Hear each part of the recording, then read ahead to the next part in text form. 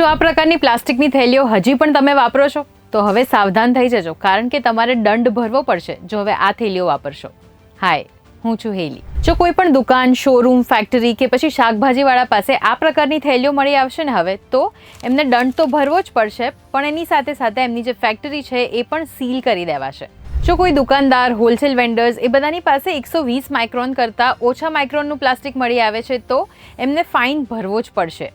હવે જો એ પહેલી વાર પકડાય તો 1000 રૂપિયા ફાઇન થશે, બીજી વાર પકડાય તો 3000 રૂપિયા ફાઇન અને ત્રીજી વાર પકડાય છે તો 5000 રૂપિયા ફાઇન ભરવો પડશે. જે પણ મહાનગરપાલિકાની હદમાં આવતી એવી કોઈ પણ ફેક્ટરી કે કંપની છે જેમાં બેન કરેલા પ્લાસ્ટિકનો ઉપયોગ કરીને કોઈ પણ વસ્તુઓ પણ બનાવવામાં આવે છે, તો એ પ્રકારની કંપની જો પકડાય છે તો એ કંપની 15 દિવસ માટે સીલ કરી દેવાશે.